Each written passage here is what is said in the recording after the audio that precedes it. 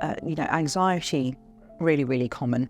And I would say that it's probably one of the most debilitating mental health disorders for people to deal with. And it's quite poorly understood. And, treatments for it tend to be, let's say, less than optimal. So medications for anxiety just quite, they're often used for other conditions rather than being directly used, and licensed for anxiety. So it can be a real struggle for people to manage, and it's more than just a bit of worry. These are pervasive symptoms that really affect people's functioning.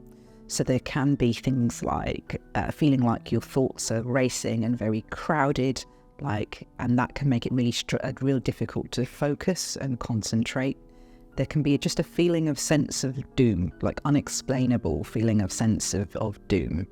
And people's thoughts often take them to the worst possible case scenarios. So they take something quite rational, and their anxiety takes it to, the worst possible outcome. They still maintain their rationality. They still know that worst possible outcome is unlikely, but that doesn't stop them thinking it. That doesn't stop their brains from going there, essentially. They can ruminate a lot, so the same sorts of thoughts just going round and round and round in their head, and just feeling really overwhelmed and just plagued by these anxious and unpleasant thoughts. Now, those are the symptoms that we sort of typically see in the head, if you like. And some people, that's how their anxiety manifests itself. But for others, it can be a combination between the sort of the symptoms in your head, if you like, and then symptoms in the body. And symptoms of anxiety are wide-ranging. It can be a racing heart or feeling like your heart's pounding in your chest. You can feel short of breath. Your chest can feel tight. You can feel extremely sweaty and hot. Maybe you might feel dizzy. You might have a dry mouth. There can be a really unpleasant feeling that's quite hard to describe, that sort of sits, in the centre of your chest, like an uneasiness. You can feel nauseated. Some people actually vomit. It can affect your bowels. You can have diarrhoea, upset stomach. So there's really quite a lot of symptoms there that you can experience. And then often people also are really, really plagued by insomnia, because the mental symptoms, or the symptoms in your head, if you like, really get to them when they're at night, where they're not distracted. They can't distract themselves. So they're often just sit in bed, just, going over and over and over things, and then just becoming more and more anxious and struggling to sleep. And this can impact on people's, relationships, ability to function. People often withdraw from others because social interactions are just so overwhelming for them. And this can just leave people feeling really drained and de-energized, because they're just struggling all day with just managing their anxiety. So I really, really feel for people who struggle with anxiety, because it's a really unpleasant state to be in, to just feel constantly sort of on edge and just ill at ease and just uncomfortable in your own body, and not feeling like there's any way out. And more extreme forms of anxiety can be, can spill over into what we call panic disorder. So this is, several episodes of what we call panic attacks that don't necessarily have any particular trigger. And a panic attack can literally feel like the room is closing in, like people feel like they're about to die, like they're going to have a heart attack, that they cannot get enough air. It can feel like a claustrophobia. It really, really unpleasant, a very, very extreme form of anxiety that can sometimes go along with just a general anxiety. Within the anxiety umbrella, if you like, we can think about there are different sort of forms of anxiety, or different subtypes of anxiety. So health anxiety being one, and kind of is what it says on the tin, really. People have, very anxious and irrational, not always completely irrational, but they can feel quite irrational thoughts and worries and concerns about their health. So it can be triggered by seeing a report on the TV, for example, on a certain condition, and that may lead the person to worry that perhaps they have that condition, or perhaps if a loved one or somebody close to them is diagnosed with a certain disorder, they may start to worry that they have it, or any symptoms that they notice in themselves, however extreme or harmless, they can worry that those, aches and pains could be a symptom profile of something much more serious. And it's very, very intrusive on their thought patterns, and, it can impact them quite significantly to be, constantly worried about, their health and their concerns about, what could be going wrong in their body. So that's just sort of like health anxiety in a nutshell, really.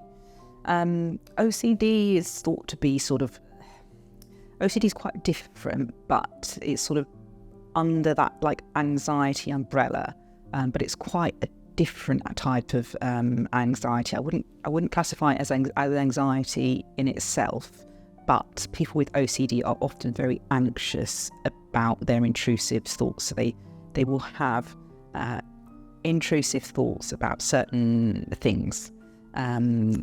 Like, for example, if they don't act or behave in certain ways, then this could have potentially catastrophic consequences for themselves or their family.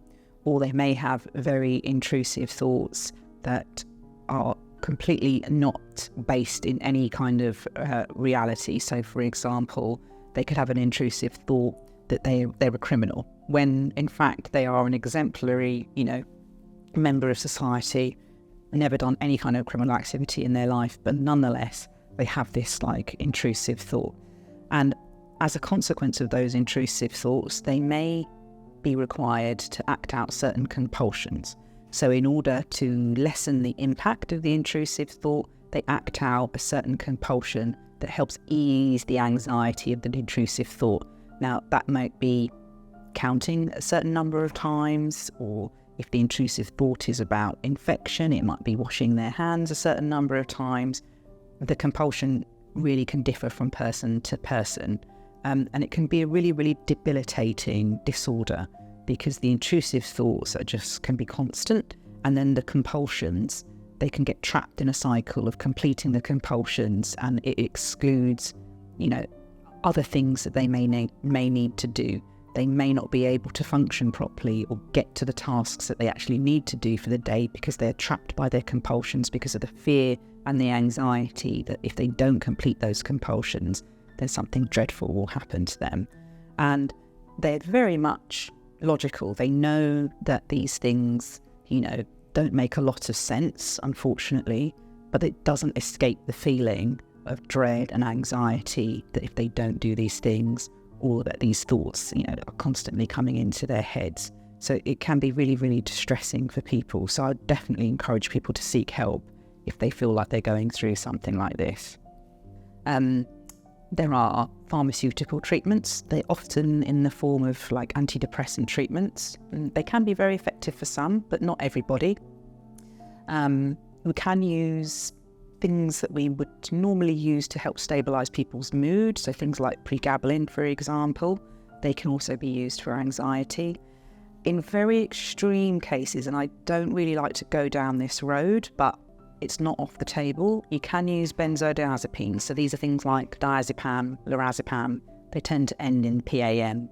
But these should only really be used in the short term and for very kind of extreme cases of anxiety or to avert panic disorder. And the reason that they only should be used for a very short period of time is because they're very addictive, essentially. And so in treating your anxiety, we don't want to give you another problem, which is a substance misuse problem and an addiction and a dependence to diazepam.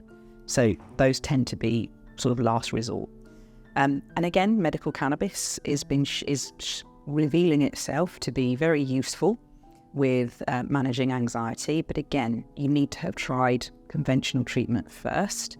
But lots of people are getting relief with medical cannabis, I would say, from anxiety, more so than a lot of other medications that I've seen. And just, testimonials from patients just saying, for the first time in, 10, 20 years, that actually feel like their anxiety is under control, that there is just some clarity in their heads, there's less crowding in the brain, and that they're just able to separate the kind of emotional impact from the thought. So what I mean is there is just some space for you to just take a breath and think more logically about those thought processes that are going on in your head, rather than being completely under control of that emotional, anxious state that doesn't allow you to just stop and think. So that's what I mean by medical cannabis just giving you a bit of space between your thoughts and your anxiety so that you can act in a way that's more measured rather than feeling like you're reacting all the time. So I'd say to people, don't suffer. Come and see somebody. You might feel anxious whilst you're, coming and having an assessment, but that's okay. I'm well used to it. We'll just get you to take time, take some deep breaths, just, have a break if you need to, and then we'll just take it very, very slowly. And hopefully by the end of it, you won't be feeling so stressed out and so anxious.